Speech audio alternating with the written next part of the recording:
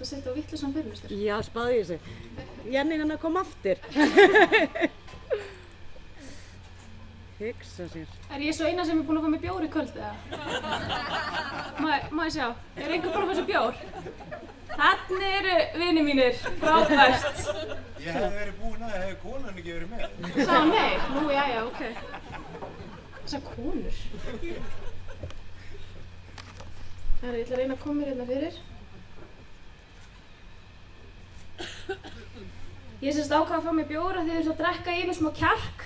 Það fylgir víst þegar maður er að koma svona fyrir fram á fólk sem maður þekkir ekki neitt. Ég ætla að byrja á því að brjóta hans ísinn. Mér langar svo að fá mynd af ykkur. Allir að segja sís! Sís! Nei, byrju, wow. Ok, tvöra aftur. Geðveikt. Þetta fer á fésið. Herðu, ok. Ég er sem sagt, já, góð kvöldið. Og takk hérlega fyrir að taka svona vel á móti mér. Ég verði eiginlega að fá að hrósa fyrirlesurunum fyrir að hafa stigið á stokk. Takk fyrir. Ég veit ekki hvernig ég átti að gera þetta. Og fyrir að hafa komið fram hérna í kvöld og í rauninni deilt sinni reynslu og opna sig á ótrúlegan hátt. Ég vil bara klappa fyrir ykkur.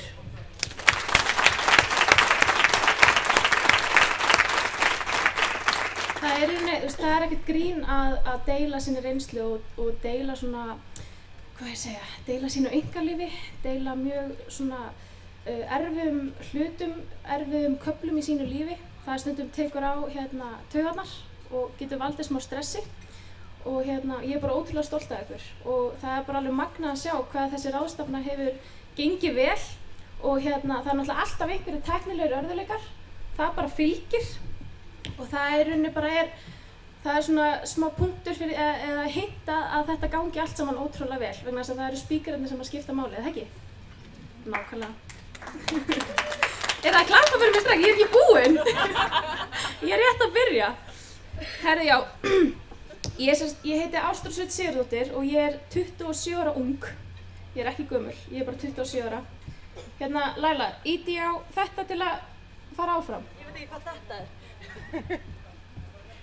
Já, flott. Takk fyrir kærlega.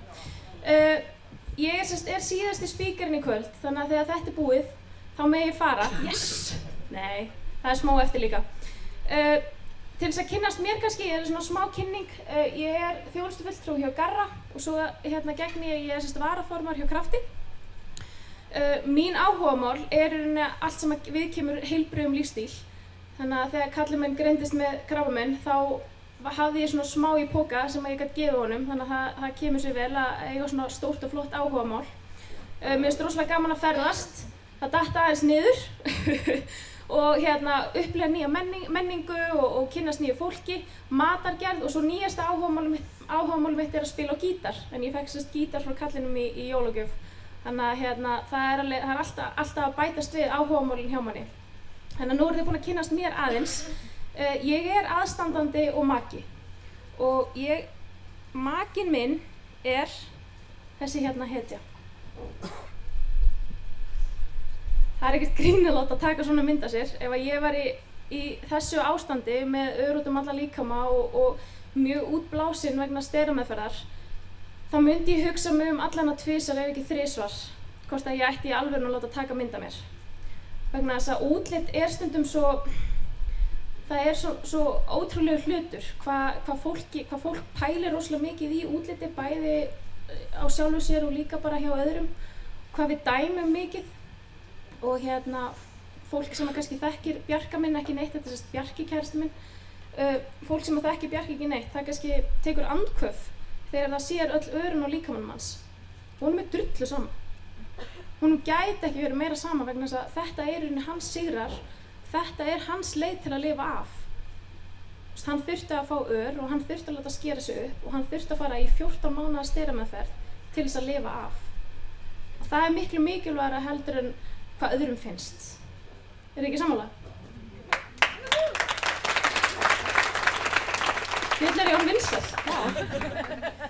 Herðu, mér langar aðeins að fara svona í sögun okkar vegna þess að að þetta svona pínu ástarsaga en sem sagt, við Bjarki, við kynntumst fyrir rúmlega 11 árum í Verslunarskóla Íslands og ég var sem sagt busi og hann var 1 ára eldri og ég var varla búin með mitt fyrsta kaflapróf þegar hann var kominn að reynaði mig og poti mig og spurði hvort ég vildi ekki koma á date og þarna var ég 16 og hann 17 ára og við feldum hugi og vorum alveg rosalega ástfangnir unglingar og vorum saman í næstu 3 ár og svo skildu leiðir í alveg, eins og gerist bara hjá ungu fólki sem veit ekkert hvað það vill gera við lífið sitt.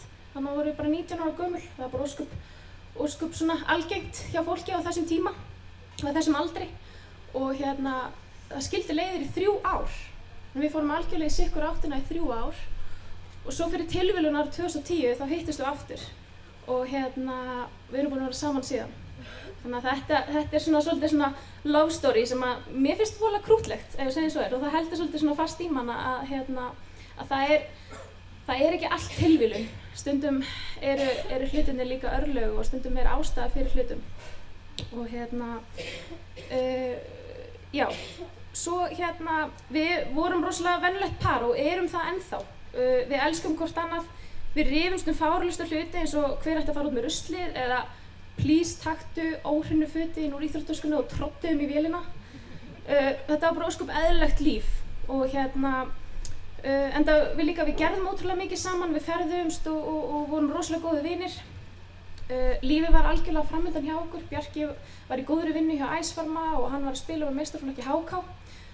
Ég var líka í góðri vinnu, ég var einkaþjálfari og var að starta mínum eigin business og þannig að lífið var algjörlega framundan hjá okkur. Við náttúrulega vorum bara 24-25 ára, vorum algjörlega að starta lífinu, algjörlega glórulaus en hvað ég segja, það er ekki séns einhvern veginn, ef maður er á þessum aldri þá er maður ekkert að pæla í því hvort einhver geti mögulega veikst eða á ég ekki að tryggja mig eða á ég ekki að fá líftryggingu.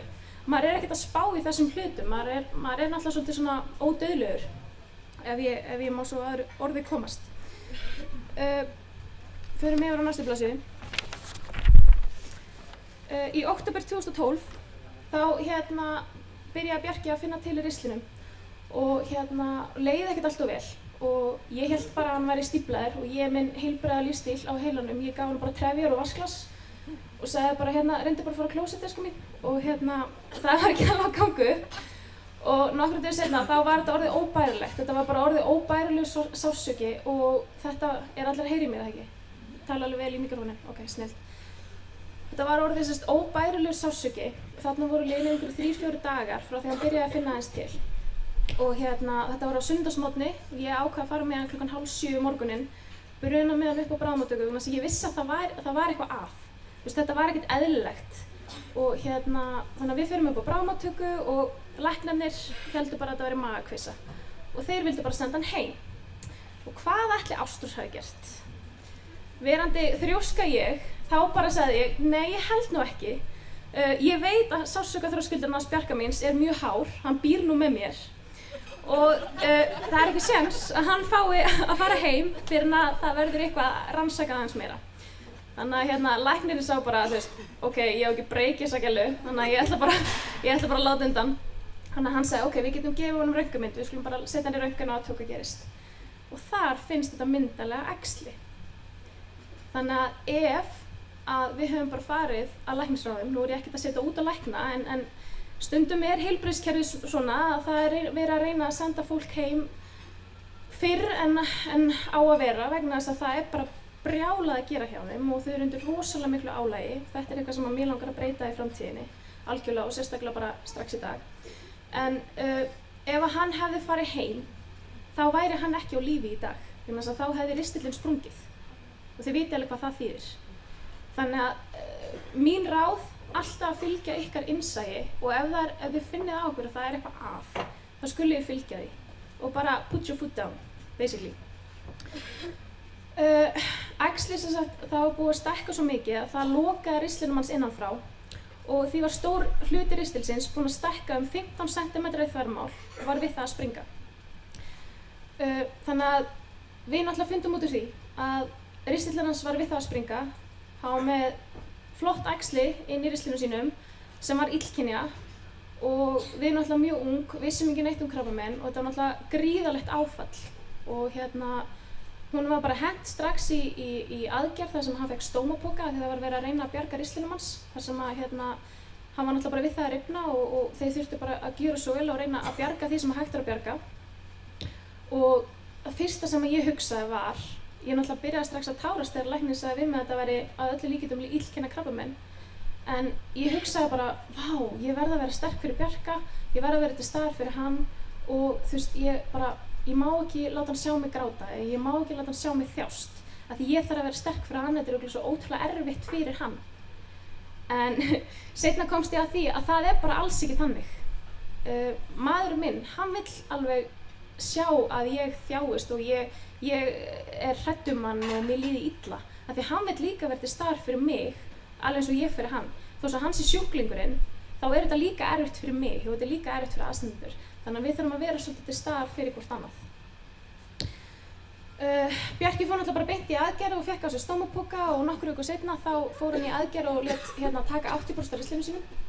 Það hefur ekkert haft neitt brjáluð áhrif á lífi hans, þú veist, hann þarf að passa upp á sölt og vatnið og hann á til að fá meltingatruflanir en þeir náðu að tengja saman restina þannig að það gengur bara mjög vel og allt í góðu og hann losnaði við stómapokann, hann er bara með ótrúlega fallegt og myndalegt ör og eftir þetta, eftir aðgerðina þegar ristilinn var tekið þá fór hann í 6 mánaða lyfjameðferð. Eftir aðgerðina og áður en hann byrjaði í lyfjameðferðinni þá fengum við að vita að lyfjameðferðin gæti gert hann ófrjóan og það var náttúrulega líka bara, greit, það er ekki nóg með það að hann er að fara í aðgerð og hann er að fara í lyfjameðferð, heldur getur hann orðið ófrjór. Hvað á að leggja á eina mannesku? Þannig að hann þurfti að gefa af sér í Sæðisbankann og eigum við myndarlegt innlegg þar sem við getum nýtt okkur. Þannig að það er bara ótrúlega fínt að geta átt hann möguleika. Vegna þess að þegar maður er svona ungur, það þurfa að hugsa allt þetta að bara já, ok, erum við að fara eignast börn í framtíðinni, erum við að fara að vera saman eftir 2 ár, við þurfum alveg að pæla þess í þessu, erum við að fara að leggja þetta inn og bara upp á framtíðina og hvað erum við að fara að gera, hvað ætlum við að eignast mörg börn, hvað þurfum við mikið, skiljið hvað ég meina. Þetta er allt rosalega erfitt, þetta eru rosalega stórar pælingar og maður þarf að pæla svo mikið, maður þarf að taka svo mikið ákvörðunum framtíðina sína. En auðvitað, að sjálfsögðu gerir maður þetta, og maður er bara stendur með honum alla leið. Maður þarf nefnilega líka að vera jákvæður.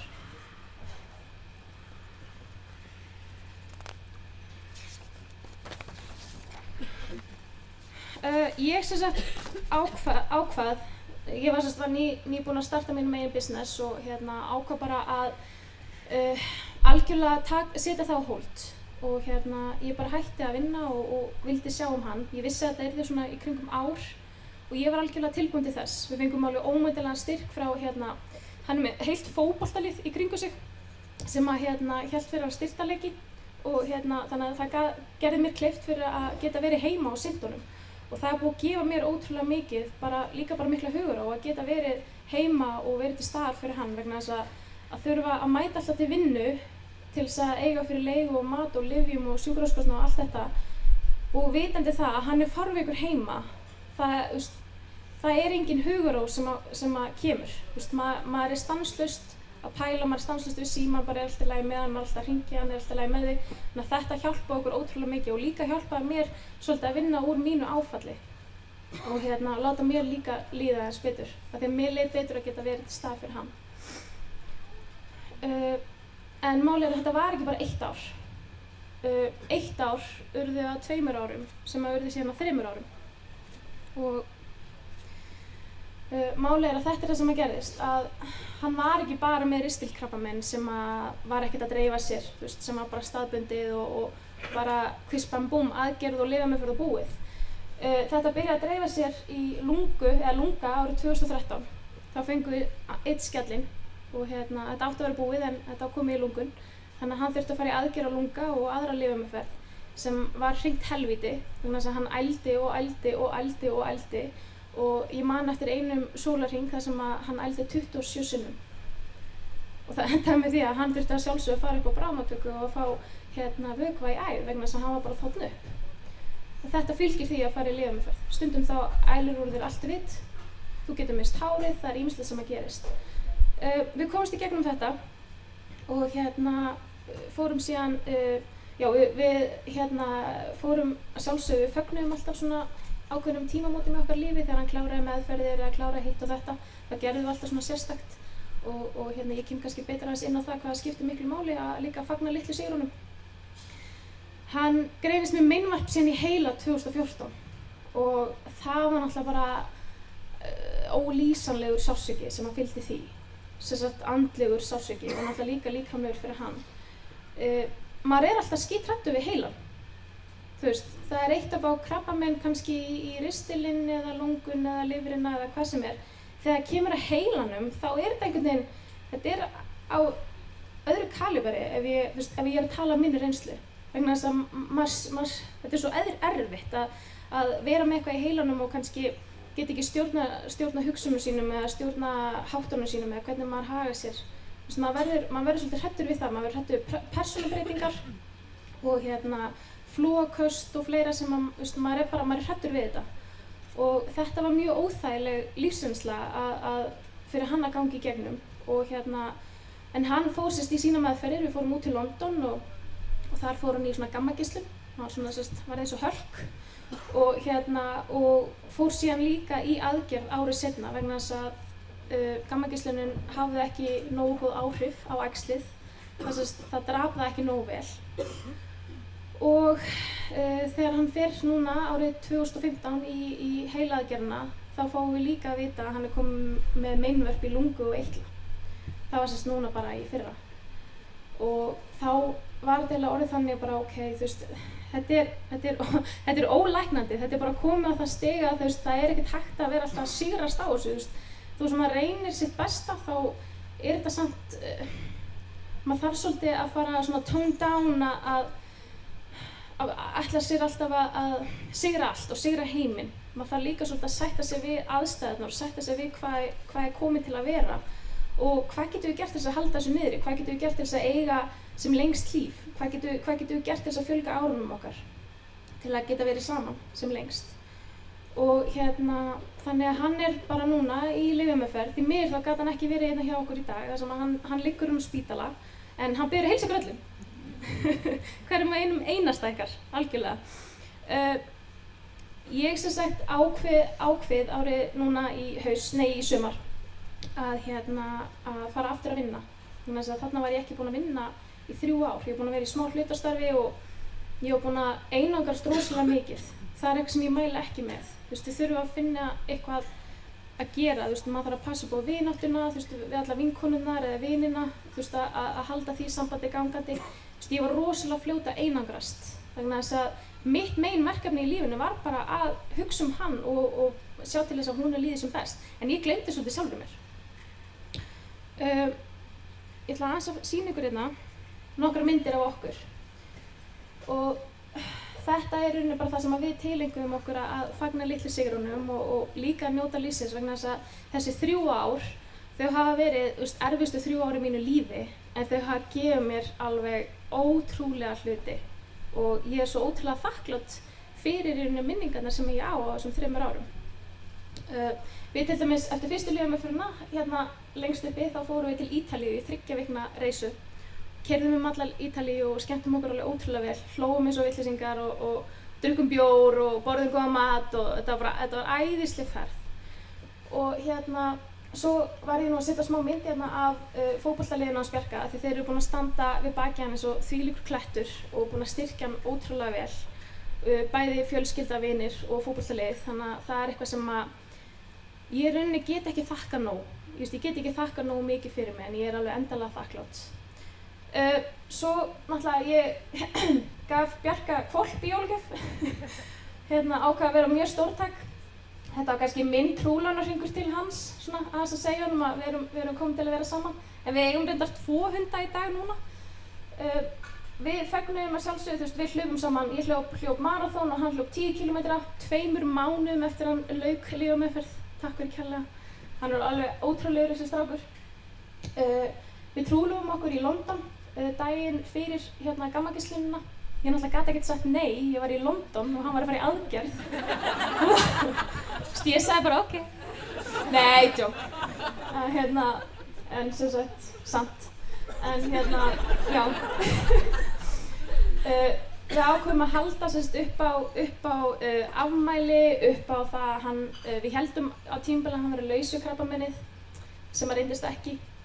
En þetta voru 21 dagar sem við fengum til að fagna og við héldum heljarana veislu og ákveðum að fagna trúlóninni og afmælunum okkar og bara, hverju getum við fagnað? Við ætlum bara að halda stóra veislu og bara ítalska veislu.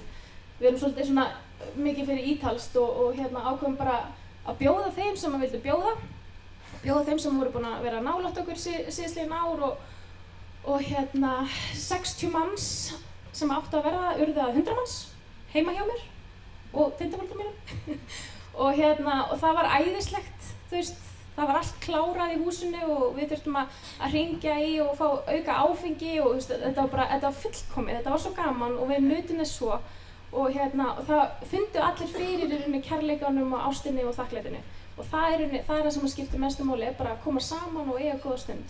Þannig að þetta er eitthvað sem ég mun aldrei gleyma. Og svo sjálfsögðu þegar Bjarki kom heim eftir heilaaðgerðina þá ákváðum við að setjast niður fjölskyldan og borða saman góða máltíð kalkúnaveislu. Ég held að það hafi verið nautalund deginum áður. Svona gerum við.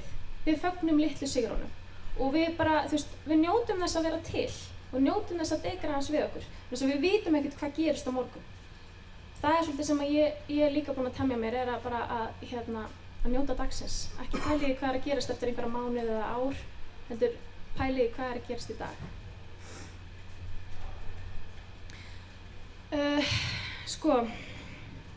Áðunni fyrir henni þetta, þá ætla ég bara svona að segja ykkur aðeins stöðuna í dag hjá hann og Bjarka mínum. Bjarki er öryrki, hann er 100% öryrki, hann fær 170.000 krónur á mánuði frá Tryggingastofnun ríkisins, alveg takk fyrir kella. Og það er náttúrulega ekki upp í nösun á ketti, en maður þarf einhvern veginn að lifa og það er náttúrulega bara ótrúlegt hvað hann sýnir mikið æðruleysi og hvað hann er bara þakklátur fyrir að vera á lífi í dag. Hann er með ólæknandi krabbamein og við vitum í rauninni ekkert hversu langt hann á eftir. En að sjálfsögðu erum við með nokkuð tromp sem við ætlum að nýta okkur. Við erum ekkert að fara að gefast upp og setjast niður og grenja. Við ætlum bara að halda áfram og reyna að nýta okkur þau úrræði sem okkur býðst. Útlitið hans er búið að breytast rosalega mikið á 3 árum. Það er eiginlega ótrúlegt hvað hann er búinn að breytast mikið. Og það er eitthvað sem gerist í lyfjameðferðum og eftir aðgerðir og svoleiðis. Sumir fá varanlega breytingu, til dæmis eins og fólk sem missir útlim eða fær stórt ör á sig og sumir fá bara tímabundna breytingu, þeir annaðhvort léttast mjög mikið, missa hárið eins og Jenny kom inn á eða jafnvel bæta verulega á sig og það er eitthvað sem maður bara á að sætta sig við. Auðvitað hefur það áhrif samt. Það hafði áhrif á mig vegna þess að Bjarki, hann léttist rosalega mikið, hann var jafn þungur og ég á tímabili, við vorum bæði 67 kíló, hann komst í nærbuxurnar mínar og ég ætla ekki að segja ykkur hvernig við prófum það, en þetta hefur áhrif á sjúkling og aðstandendur og líka fólki sem kannski kemur ekki beint, sem kannski svona aðeins frá, að þeim bregður rosalega mikið þegar sér allt í einu manneskju sem er sköllótt og lítur bara út eins og krabbameinssjúklingur, basically. Auðvitað bregður þeim og þeim bregður líka þegar manneskja sem er búin að vera í 14 mánaða sterameðferð lítur út eins og Michelin-kallinn. Það er bara þannig, auðvitað bregður manni og líka eins og til dæmis áhrifin sem að ég fann var að maðurinn minn, hann bætti rosalega mikið á sig í þessari sterameðferð og mér fannst stundum, ef ég var að kissa hann góða nótt eða kissa hann skilur, þá fannst mér stundum bara, er þetta örugglega Bjarki? Af því að hann var svo rosalega ólíkur sjálfur sér. Þannig að til dæmis eins og blindir gera, þeir þreifa alltaf fyrst á andlitinu. Þeir þekkja andlitið alltaf best. Þegar andlitið breytist svona mikið, það er ákveðin svona áhrif sem þetta hefur. Og maður þarf bara að setja sig við þetta. Þetta er náttúrulega bara tímabindi hjá Bjarka til dæmis. Og maður þarf líka að muna að þetta er sama manneskjan. Hún er þarna inni, þetta er allt sama manneskjan. Hún hefur ekkert breyst. Og ekki láta ykkur bregða, ég ætla að sýna ykkur myndir frá því að Bjarki greindist með krabbamein og eins og hann í dag.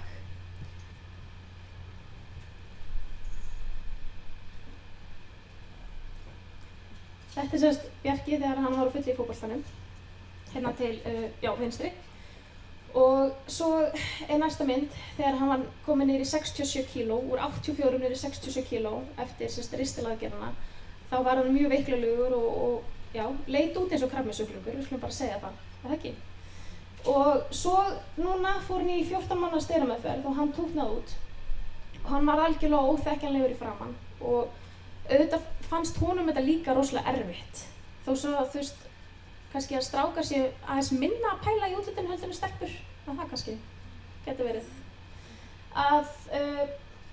Þá fannst honum samt óþægilegt, hann vildi ekkert rosalega mikið vera að fara út á meðal fólks eða kíkja með mér út að borða eða fara í bíó. Honum fannst það óþægilegt, hann vildi helst bara vera heima. Og þegar hann einangraðist, þá náttúrulega einangraðist ég líka vegna þess að maður verður pínu meðvirkur. Þetta kallinn minn í dag og hann bara drullu flottur og ógeðslega sexy, er það ekki? Mér finnst það bara æðislegur, ég ógeðslega stolt af honum.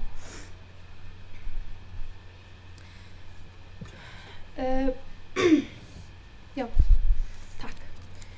Ég ætla aðeins að koma inn á hugarfarið og hversu miklu máli skiptir að hafa hugarfarið rétt.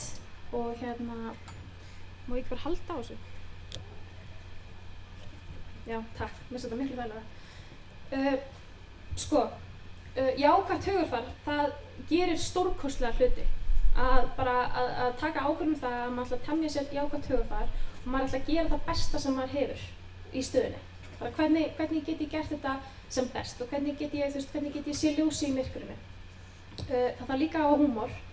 Þegar Bjarki fór í heilaaðgerðina til dæmis, þá missti hann rosalega mikinn styrk í vinstri hendinni vegna þess að æxlið lá á þannig braut sem að í rauninni stýrir hreyfigetu vinstri líkamans eða aðallega vinstri handar. Þannig að hann missti rosalega mikinn styrk. Ég hef alveg kallað hann fatlahól og það bara allt í lagi. Hann hlær að því og hann kallar mig þá bara rasista á móti, skilurðu? Ég meina, þú veist, við hlæjum að þessu og við höfum húmor fyrir lífinu og okkur finnst mjög fyndið og skemmtilegt að gera grín að hvort öðru. Og það í rauninni bara, þú veist, hann náttúrulega gerir óspart grín að sjálfu sér, sérstaklega þegar hann kominn í glas. Þá hann alveg, tekur upp öryrkjakortið alveg eins og ég veit ekki hvað, það finnst það ógeðslega fyndið, þú veist, ég öryrki og en þú veist, það bara fyndið. Og þannig í rauninni komumst við í gegnum erfiðasta hjallan með því að hafa húmor líka. Við erum ekki að stressa okkur of mikið á hlutunum, til dæmis ef við erum að bíða eftir að fá út úr rannsóknum, ef við erum að fara kannski í myndatöku og við fáum ekki að vita fyrir kannski eftir viku. Við erum alveg búin að læra það að það þýðir ekkert að vera að deyja úr stressi í heila viku. Annarkvort koma slæmar fréttir eða góðar fréttir. Það er ekkert sem þú getur gert til þess að breyta það á svona einni viku. Þú bara, þú veist, þú heldur áfram, kannski ef þið líður eitthvað illa þá bara gerir eitthvað skemmtilegt þessa vikuna á meðan til þess að kannski aðeins að dreifa huganum. Við erum líka búin að læra það að við þurfum að sætta okkur við hluti sem við getum ekki breytt. Krabbamein hans er komið til að vera og það er ekkert sem við getum gert akkurat í dag til þess að breyta því. Auðvitað getum við fundið einhverja leiðir og það getur gerst kraftaverk og það er aldrei að vita nema að hann muni einhvern tíma að læknast af því. Við munum alltaf halda í vonina. En við erum búin að sætta okkur við það að hann er með krabbamein og hann er veikur og hann er stundum fatlahól. Það er bara þannig. Og maður þarf að sætta sig við hlutina að því að biturleiki er ekki að fara að koma ykkur neitt. Þið geta alveg bara sest niður og grenjað og þá er það bara búið. Er þetta nokkuð of hars?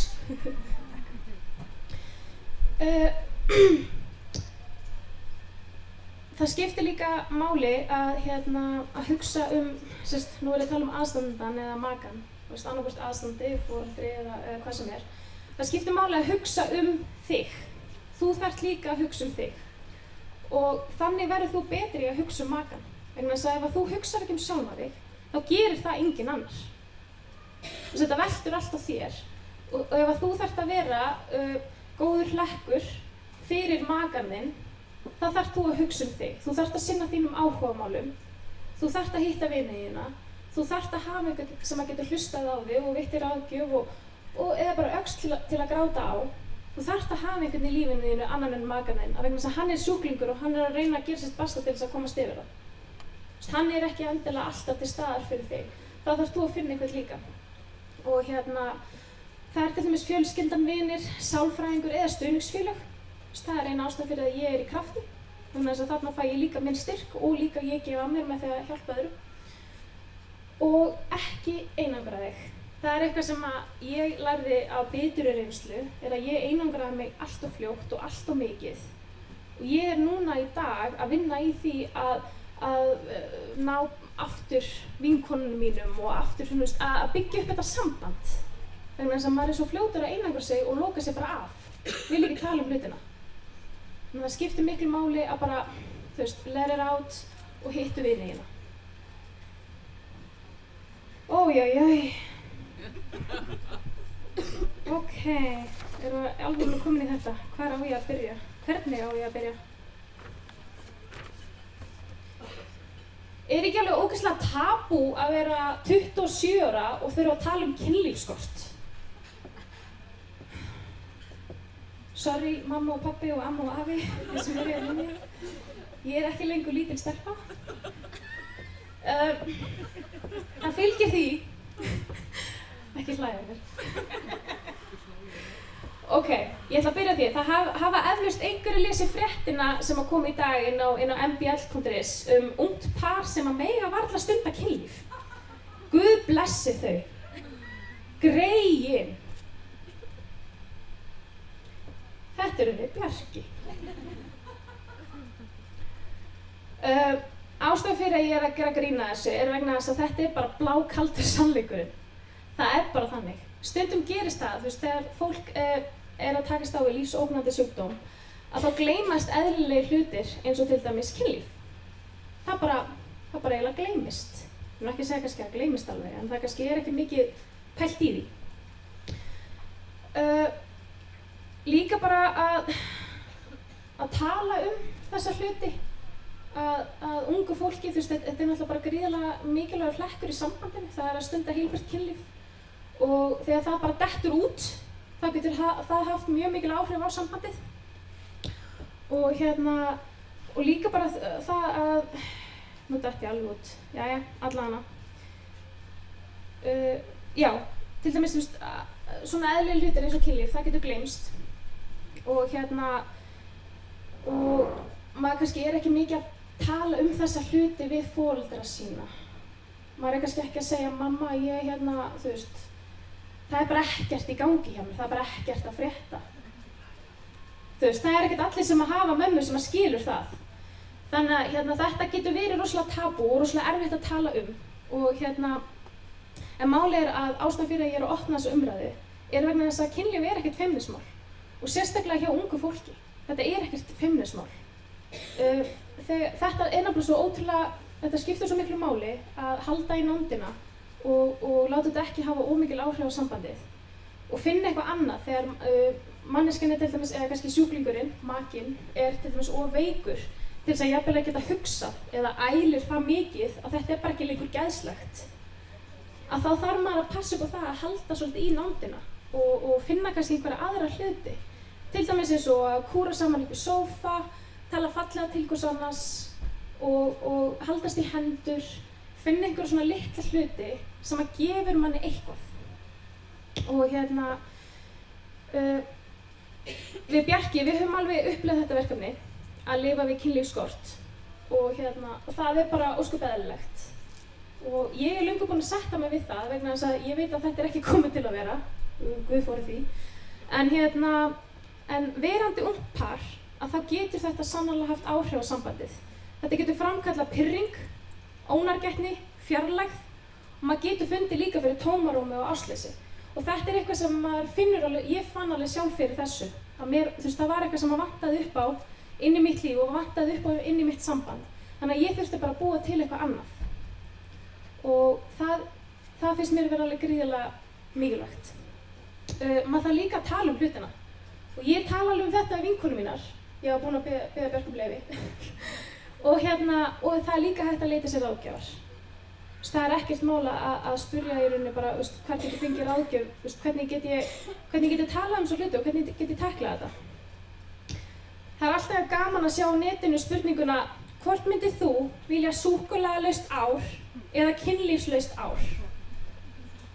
Fyrir þær sem að svara súkkulaðalaust, seriously, get fucking real. Það er eina sem ég hef að segja. Þið hafa greinilega ekki upplifað neitt svona. Því kynlíf er mjög mikilvægur hlutur í ástríku og góðu sambandi. Þess vegna skiptir þetta mjög miklu máli að finna nándina og finna þessa litlu hluti til þess að deila. Þetta mun engan veginn fylla upp í kynlífsskortinn eða koma í staðinn fyrir, en þetta mun draga úr fjarlægðinni og þetta mun halda neistanum gangandi.